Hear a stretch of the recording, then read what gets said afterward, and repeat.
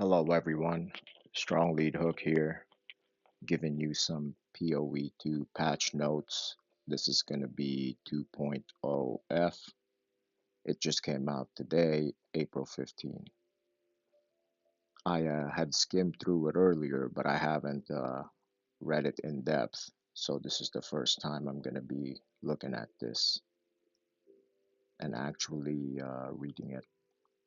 I'm just going to go over the big points that they have. Respecing ascendancy classes. We knew that was coming. We were anticipating it, so that's pretty nice. What do we got? Trials of Chaos that have 7 chambers and thus grant up to 4 skill points. And you can now attempt it from level 55. Trials of Chaos that have 10 chambers give you 6 passive skill points, and it starts from level 65.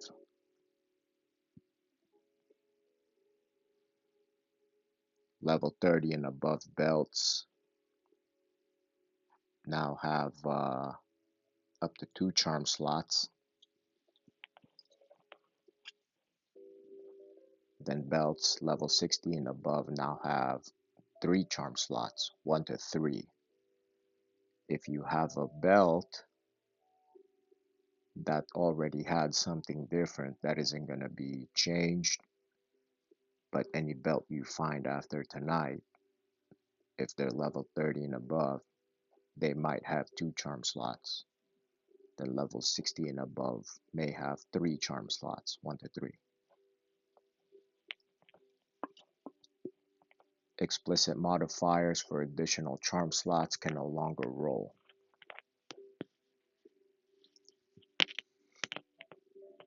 Now we've got some unique belts here. The Zerfi's Genesis and Ingenuity unique belts no longer have additional charm slot modifiers, though existing versions are not affected. Okay. Bijou Born kept its additional charm slots for now, as in the future we will be expanding max possible charm slots to 6. Massively increase the values on prefixes that restore life, mana, and grant guard when charms are used. That's a good idea. Some of the values on the prefixes on the charms are pretty negligible. It's like you're level 70 and it gives you 10 health when the charms activate. Pretty useless. All charms but the golden charm have had their maximum charges halved and their charge per use halved, making them refill more quickly. Okay, I like that. The base duration of Stone Charm has also been increased from 2.5 seconds to 3 seconds. New stash tab affinities for people who buy stash tabs and whatnot. Sockets, Fragments, Breach, Expedition, and Ritual.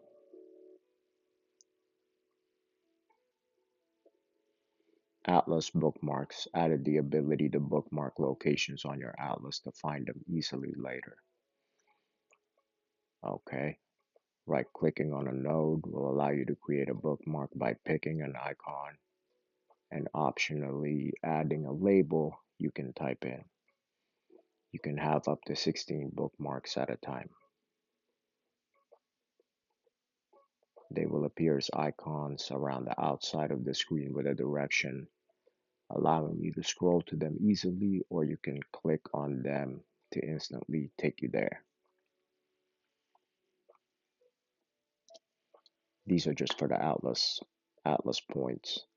Endgame changes. Here we go. Pinnacle bosses now have unlimited respawn attempts at difficulty 0.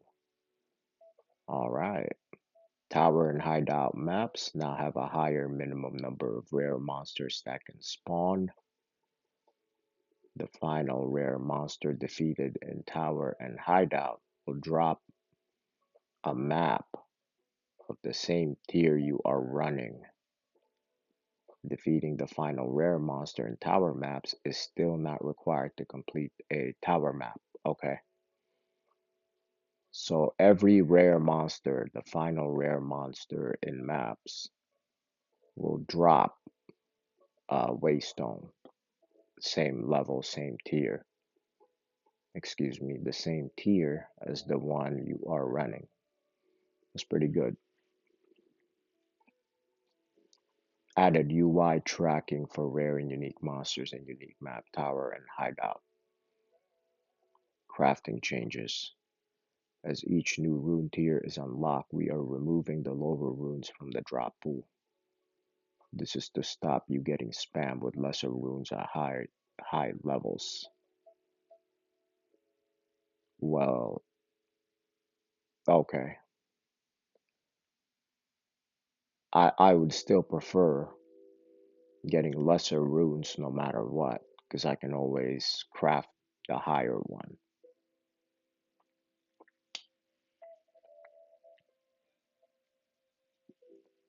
Lesser runes can no longer drop past level 31. Okay, okay. I mean, I guess. Medium runes can no longer drop past level 52. Okay. Overall, past level 52, you will now drop more greater runes than currently, but lesser runes, and runes will no longer drop. Yeah, so that I would have to see it in action and see. They could have still left the drop chances, but I guess, I mean, overall, you would rather have a greater rune drop rather than the lesser runes. But I wish they had kept the lesser runes and regular runes dropping alongside the greater runes.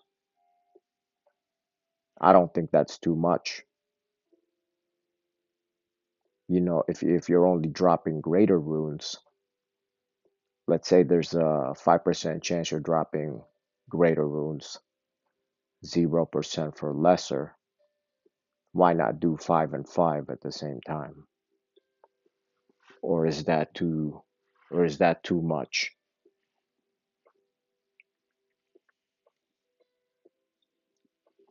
Rogue exiles will always have appropriate tier runes socketed into drop items relative to their item levels. Scepters cannot have sockets. Yup, that's something that has been discussed. I want to say it was either the interview with Ziz or a recent interview that they did.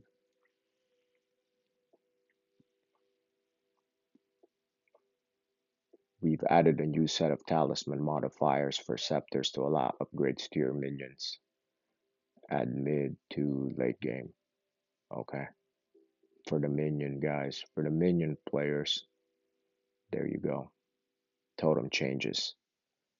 All totem skills now start gaining elemental resistance and chaos resist, scaling up with skill level, starting gem level 13. Gem level 20, they have 75% to all elemental and 35% to chaos. Ironwood support grants totems summoned by supported skills 10%.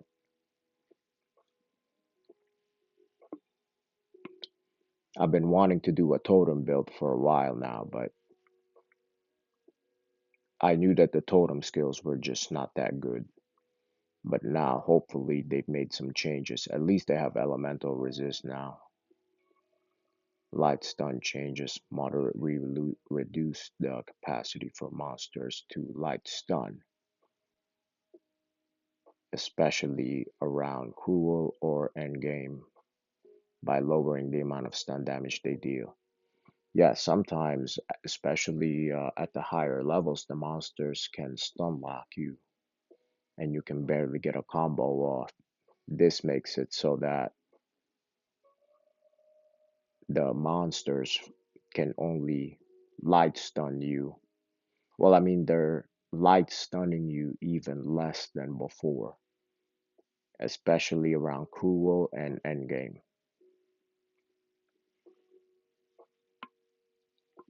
Additionally, elemental chaos and range stun damage have been penalized even further,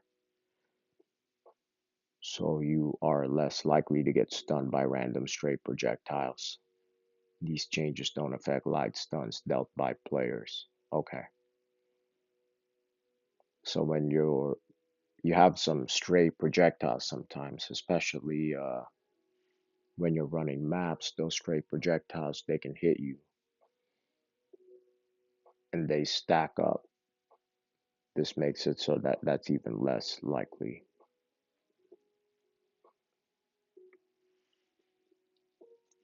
We've added a cluster to the passive skill tree near Chaos Inoculation that allows you to invest into a heavy amount of stun ailment threshold based on your energy shield. So in your passive skill tree close to Chaos Inoculation, you can do more stun and ailment threshold based on energy shield. So this is a whole new passive skill points based on energy shield. So if you have builds that run energy shield, that might be a good idea.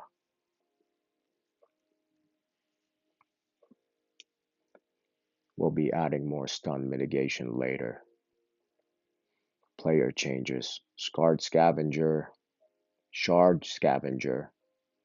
in addition to current effects, now restores one cooldown used for all your grenades and grants a buffer 2 seconds that prevents your crossbow attacks from consuming bolts.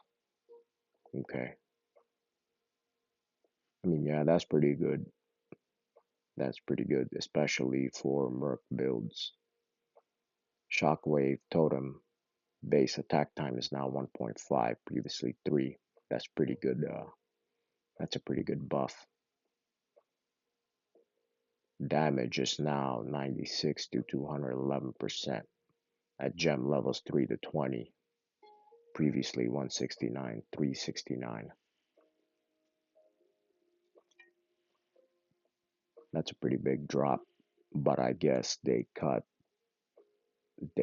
the time by half. Attack time is now 1.5, while the jagged ground eruption damage is unchanged. Quality now provides 0 to zero point 0.2 seconds totem base attack time, previously 0 to 0.55. I don't know if that's a good idea or not. I feel like, yeah, I don't know about that. Frozen Locust can now be used. Hang on. If you guys are using Shockwave Totem, comment down below and explain what you think about that. If it's good or bad. Frozen Locust can now be used while using other skills to interrupt, similarly to Dodge Roll, though it does not allow you to dodge incoming hits. You will now Shield Bash. It's been a while since I used Frozen Locust. You use that at earlier levels. You don't really use it at the later builds. You will now Shield Bash for releasing Ray's Shield after blocking a hit from faraway attacker if there is a different enemy in Shield Bash range.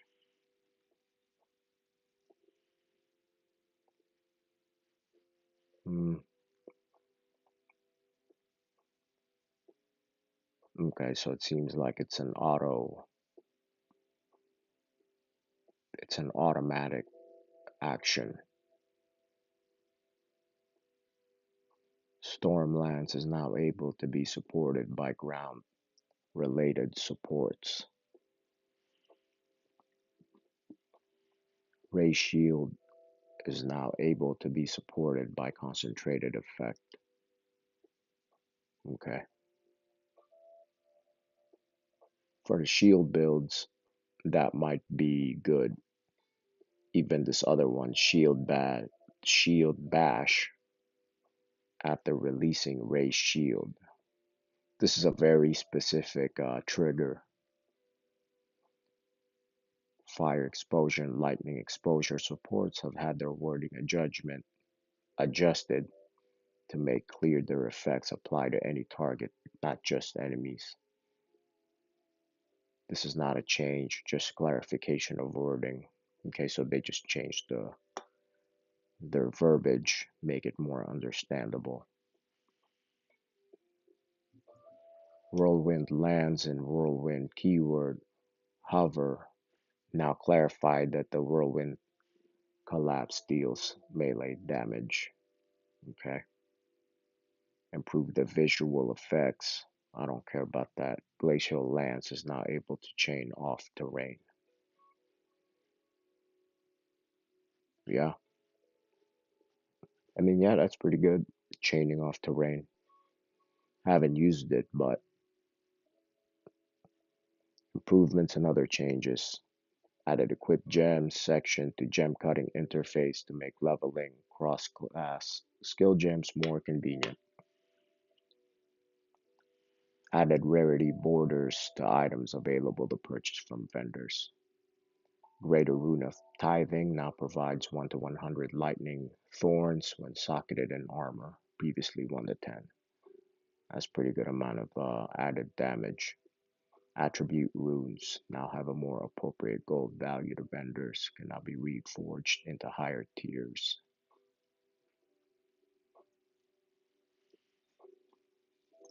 Breach hands can now drop splinters at all levels. This amount starts low and increases with area levels similar to splinter drops from monsters. Shrines are now easier to click on. Some quality of life stuff right here. And you might consider it a buff. Especially breach hands can now drop splinters at all levels. Monster changes. Some endgame monsters can no longer interrupt their attacks if you move too far out of range during the attack to relentlessly chase you. They should have kept what it was before. So now it's only some endgame monsters can no longer interrupt their attack. So basically, there are still some monsters in game that in the middle, if you are too far away from them, they can stop in the middle of their attack, come up to you, and then hit you, even if you run away from them. So as a monster is getting ready to hit you, and let's say you run away, they will stop their attack and keep chasing you. Some endgame monsters will not do that. Let's say you got a big guy, he's swinging down on his club, one of those enemies. If he swings his club and you strafe him or you run away from him, he will finish that attack so you effectively moved out of the way. But that only applies to some of them. They should have kept it what it was before. Zarok the Temporal can no longer aggressively target player minions if any are present. Okay, for the minion builds out there, that's a pretty positive change. Immured Fury is now less likely to target minions, and ground effects should now more reliably be removed after death. Yeah, those on ground effects. I never liked them. Like if I killed them, if I kill a monster and it dies, whatever its attack chain is, it should just stop right there. Ground death effects. I mean, you're just fucking with the player. That's essentially what you're doing. Just trying to frustrate the players. Azak brutes, maulers, stalkers, undead Valguards have had the frequency they use their skills, such as ground slam, reduced and cooldowns increased. Okay, yeah, good idea. Adjusted the behavior of the 180-degree cleave skill used by Geonor to prevent them from using the skill multiple times sequentially. Yeah, that's a good idea. Composition of monster packs in Jaquani's Sanctum, Agarat, and Utsal have been adjusted to reduce amount of ranged skills being hurled at players. Same adjustment made for version of affected packs that appear in map areas. Yeah, I didn't really have any problems with it before, but I see this as a positive change. I'll talk about my thoughts after this. Adjusted the frequency and damage of Eye Shard Spiral Volley from Shrines. Adjusted the behavior of venomous crabs, venomous and crab matriarchs, and constricted spitters. Val, form shifter, less damage reduction. I'm going to speed up a little bit. The fettered spider explodes on death less often. Should not be doing that at all. I hate it.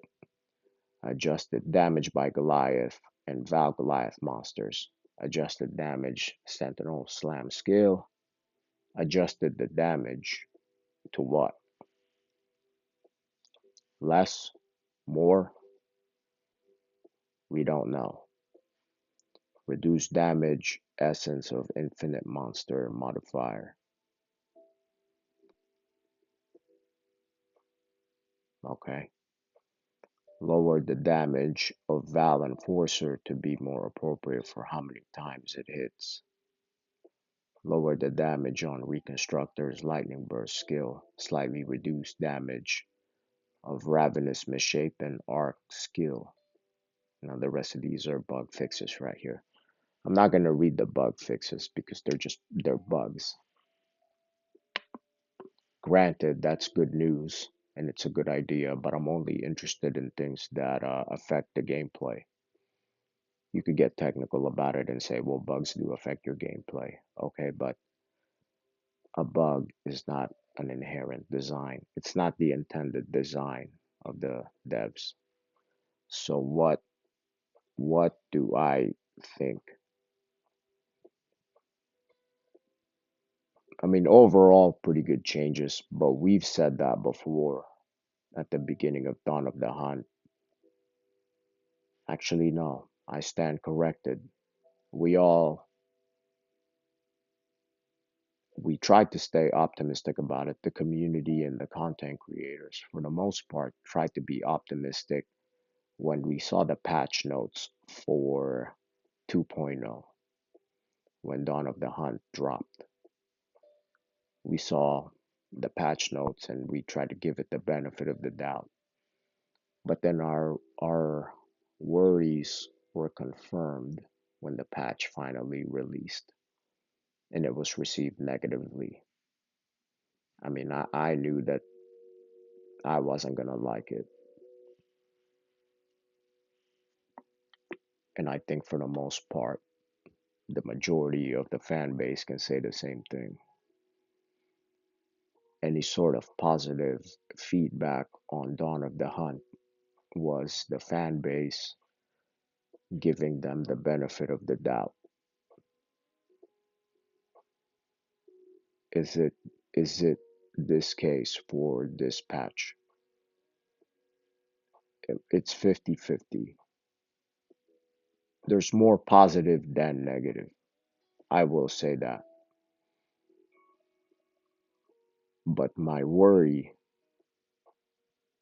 biggest worry is that they are nerfing builds into the ground left and right.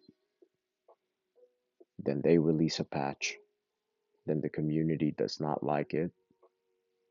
And then the devs turn around and nerf the monsters. How many times is that going to happen? They think they will keep nerfing things until it just hits a sweet spot. But they're going to keep nerfing it until the game is just boring.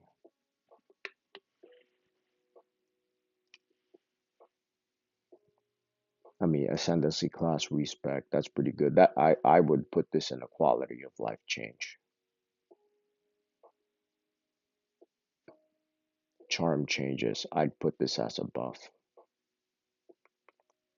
I would put that in the buff category. Stash tab, that's just quality of life. Atlas bookmarks, quality of life. Endgame changes, for the most part, quality of life. Unlimited respawn attempts at difficulty 0. They're looking, so the devs will look at unlimited respawn attempts and use that as a reason to buff the difficulty and continue to nerf builds into the ground. And they're thinking, well, they have unlimited respawn attempts anyways.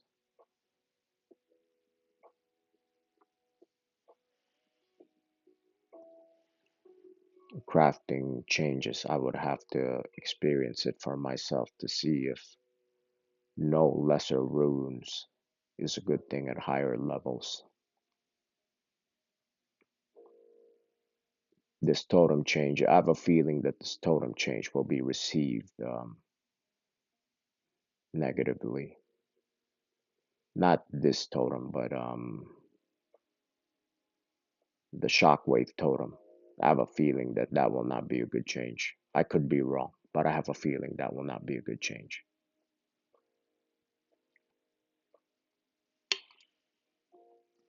Shard scavenger, it's not a game changer. This change to shard scavenger is not a game changer. Frozen locust, the same thing. Stormland support by ground effect related supports. That's a good one.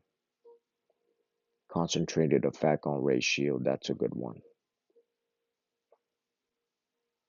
And then the rest of them are just terminology, changing their verbiage so that the player understands. The light stun changes are pretty good. But my worry is the devs are looking at that change and they're thinking, okay, they're looking at it as like, okay, we buffed the players with light stun by less light stuns. So now we can introduce more bullshit to the game, like nerfing their favorite builds. I could be wrong, but they looked at, I mean, they've already done it once before, right? Having no sense of moderation. They're just nerfing builds into the ground.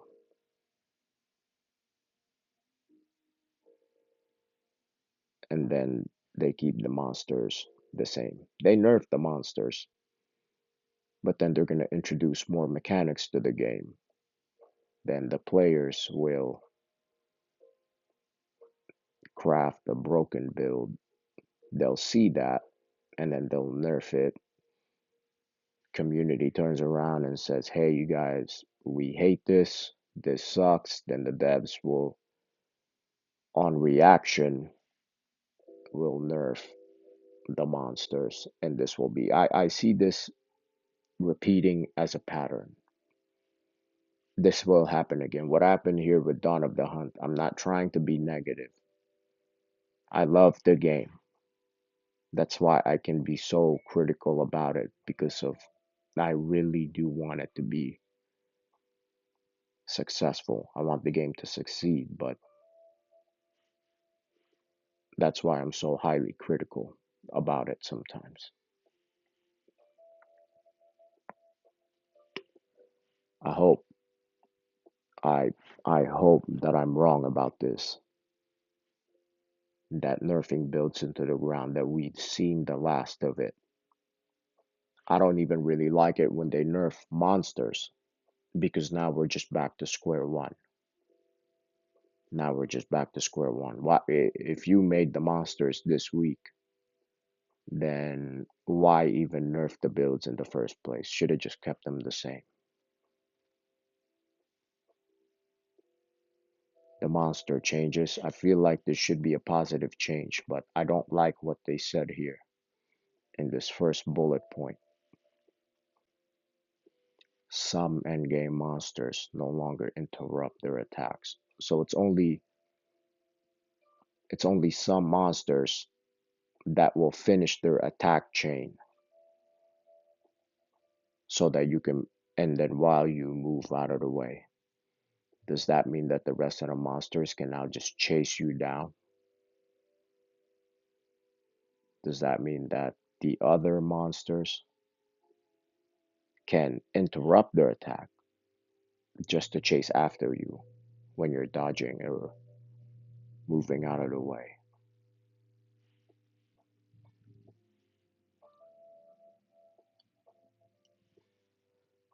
But in any case, so that's it for this video. 2.0F. I'm going to give it a run tonight, see how it feels. To my audience, to my subscribers, thank you for coming.